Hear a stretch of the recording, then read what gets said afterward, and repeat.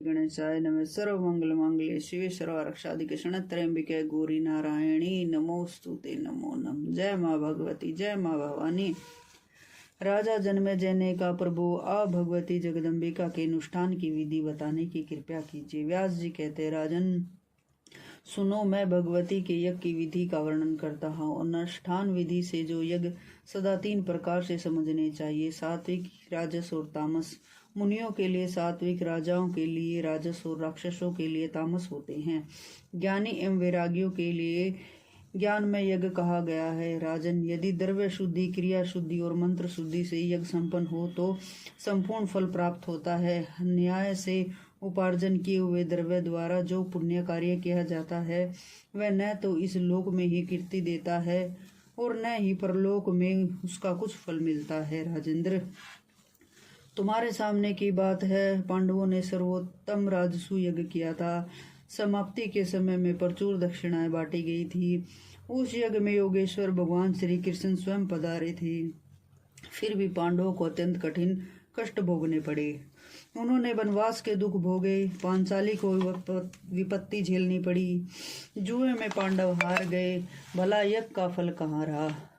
कर्मशील विद्वान को प्राय कर्म को ही प्रधान बताया गया है।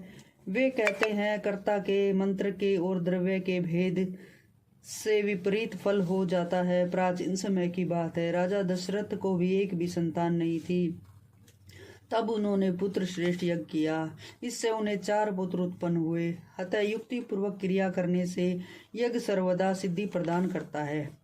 महाराज, सात्विक यज्ञ को बड़ा ही दुर्लभ बताया गया है। वनप्रस्थी मुनि लोग ही इस यज्ञ को कर सकते हैं। राजन, जो तपस्या में तत्पर रहने वाले मुनि प्रतिदिन सात्विक भोजन करते हैं, जंगली पका हुआ फल ग्रहण करते हैं, पशु बलि तो करते ही नहीं, श्रद्धा अधिक रखते हैं, ऐसे ही यज्ञों को परम सात्विक यज्ञ कहा गया है। जिनमें प्रचुर द्रव्य खर्च किया जाए वे यज्ञ संस्कृत होने पर भी क्षत्रियों के तथा वैश्यों के लिए तथा अभिमान पूर्वक संपन्न होने वाले यज्ञ शूद्रों के लिए बताए गए हैं। महात्माओं ने कहा है कि अभिमान बढ़ाने वाले कोप पूर्ण तामस यज्ञ दानवों के होते हैं। जो मुमुक्ष पुरुष है तथा जगत से जिनका वैराग्य हो गया है, उन महात्माओं के लिए मानसिक यज्ञ का विधान है। एक मानस यज्ञ के सिवा किसी भी यज्ञ में सर्वांगोपांग सभी साधन नहीं मिल सकते। सबसे पहले मन को शुद्धि करना आवश्यक है। मन सर्वदा गुण रहित होता है।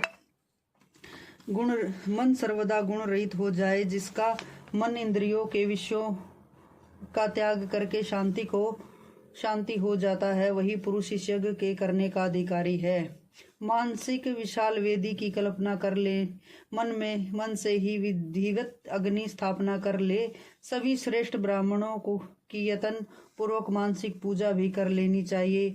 भगवती जगदम्बिका निर्गुण शक्ति के रूप में पधार कर फल प्रदान करती है।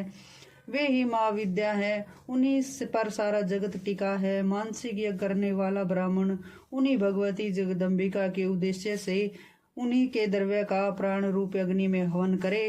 तदनंतर शांत चित्त में से समाधि लगाकर पर ब्रह्म स्वरूपणी भगवती भुवनेश्वरी का ध्यान करे।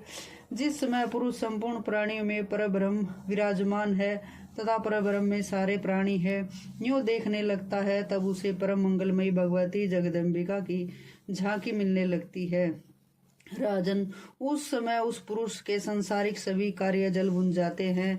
राजन, इस प्रकार किया हुआ यज्ञ मोक्ष रूपी फल प्रदान करता है, इसमें संशय नहीं है। परंतु विजय के अभिलाषा करने वाला राजा इस यज्ञ को संपन्न नहीं कर सकता। राजन, अभी तुम कुछ दिन पहले जो सर्प यज्ञ किया था वह तो तामस था ही, क्योंकि नीच तस्य के वैर को स्मरण करते हुए प्रतिहिंसा की भावना से वह यज्ञ किया गया था। उस यज्ञ में करोड़ों सर्पों की आहुतियां दी गई थी। महाराज, अब तुम विधि पूर्वक विस्तार के साथ इस देवी यज्ञ करो, जिसका अनुष्ठान सृष्टि के पूर्व काल में भगवान विष्णु ने किया था। सर्वप्रथम वेद के उत्तम ज्ञाता एवं विधि के पूर्ण जानकार ब्राह्मण होने चाहिए, जिन्होंने देवी के बीज मंत्र का विधि पूर्वक मालूम होना चाहिए। मंत्र में उच्चारण की शैली भी भली भांति होनी चाहिए।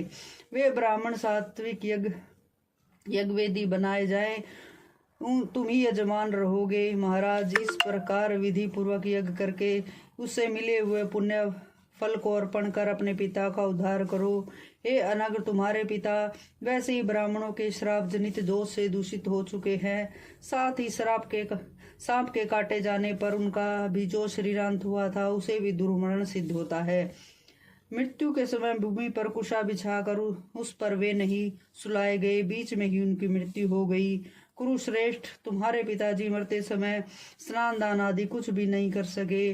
वे राजमहल के ऊपर कोठे पर थे और वहीं उनकी श्वास की गति बंद हो गई। वहीं सांप के काटे जाने पर उनके प्राण निकल गए।